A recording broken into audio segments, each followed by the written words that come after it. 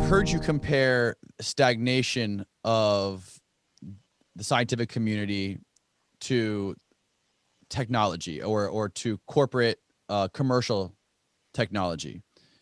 Because, you know, companies like SpaceX, for example, which obviously are funded and they generate a profit compared to science and the communities that you're involved in. Can you speak a little bit to that?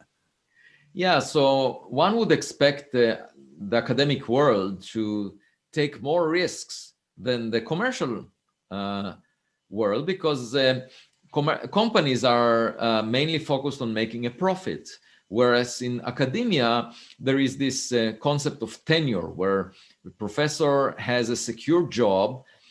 And the purpose of that was that once you get to that phase, you can explore blue sky research and take risks and allow yourself to be wrong if it doesn't end up the way you wanted.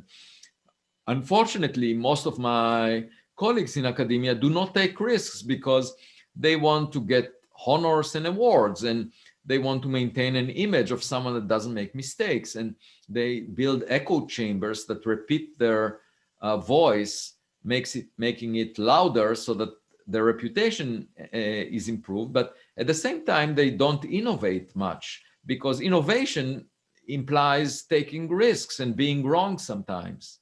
And at the same time, in the commercial sector, you find companies, as you mentioned, like SpaceX or Google or many others, that have groups of people that are thinking, that are taking risks and checking ideas out of the box. And the reason they do that is because they recognize that the next major discovery that will make them a big profit would come in unexpected directions. So they're taking risks because even though some of the directions fail, if one of them ends up being real, it would compensate for all the losses associated with the failed directions. And if companies recognize the value of that, academia should have recognized it much more. And it's quite unfortunate that there is not as much innovation in academia as there should be. And that's why I'm trying to promote an open mind in the context that we discussed before of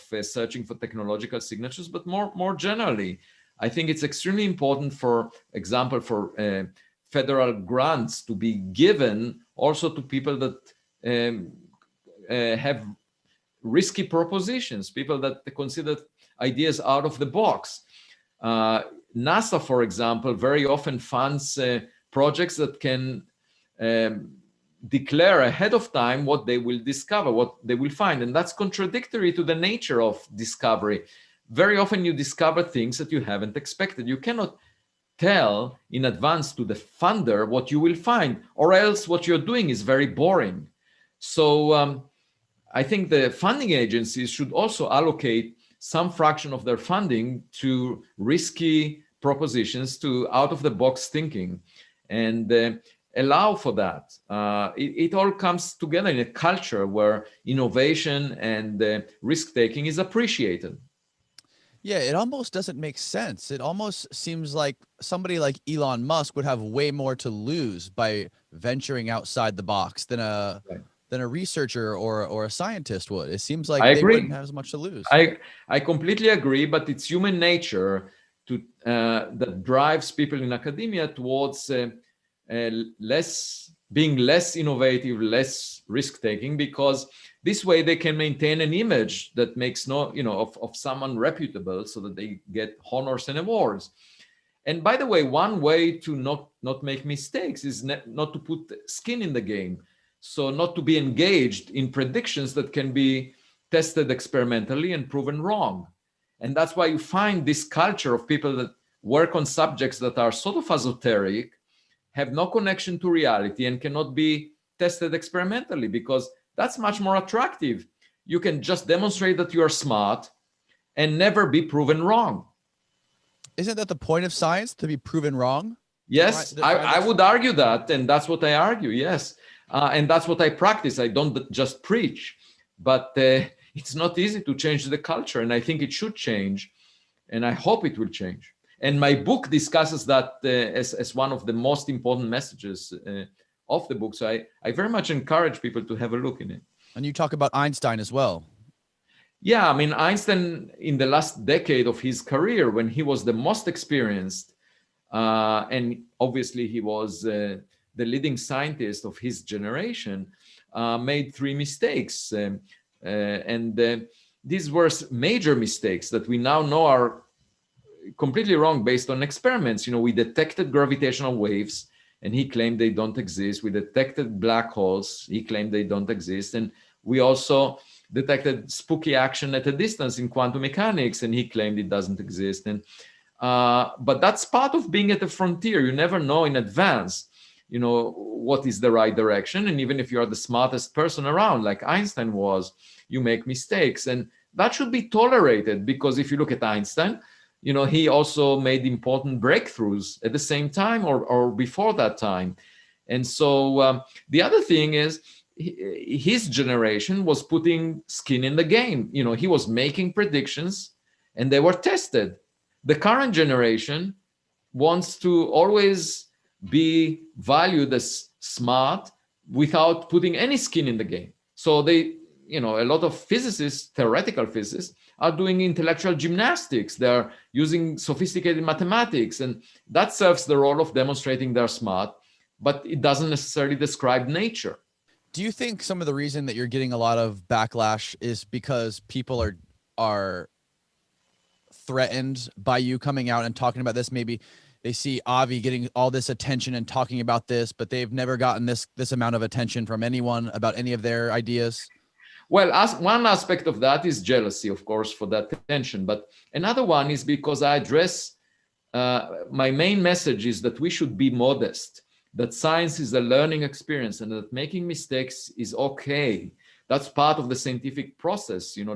We should be just like kids, trying to understand the world and willing to not be so attached to our egos. So I'm trying to remove that connection between the ego of a scientist and the profession.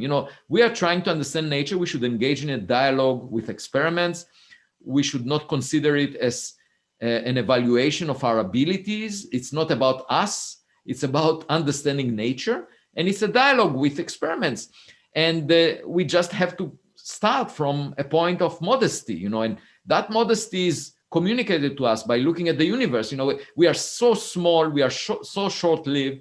How can anyone be arrogant? Okay, that makes no sense to me. How can anyone be racist? That also makes no sense to me, because just based on the color of his skin, you decide what the person is.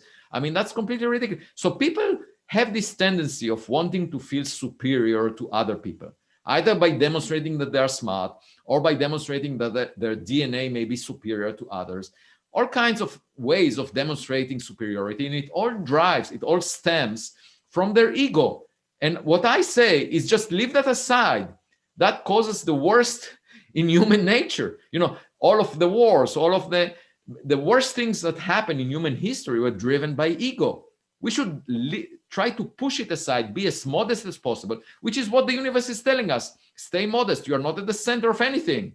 And we might not be the smartest kid on the block. I'm trying to convey this message, and the pushback is in part because people are too attached to their ego. It bothers them, takes them out of the comfort zone. They want to feel as if they are respected, smart, never make mistakes, never have to revise their view of the universe.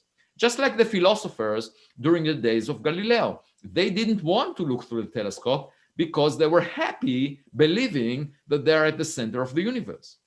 They were comfortable where they were. Exactly. It's sort of like my daughters saying, we don't want to go to a kindergarten. At home, if we have a small enough environment at home, we feel as if we are, the smartest kid. There is nobody like us. We feel great. That's our comfort zone. We will never go out. And, that's sort of the tendency, not to explore, because then you feel proud of yourself. You can be arrogant if you limit your view to a small environment. But it goes against the fundamentals of science, because exactly. staying comfortable inhibits growth. The only way that's my point. Right. Exactly. And and that's why I have this battle. And by the way, I'm getting a huge response from the public, a lot of emails, also from people in academia that feel the same, mostly young people, because young people are not attached as much to their ego. And I'm hopeful for the future. I do not care how many likes I have on Twitter. I just am focused, just like basketball coaches advise their team players, keep your eyes on the ball, not on the audience. And that's what I'm trying to do.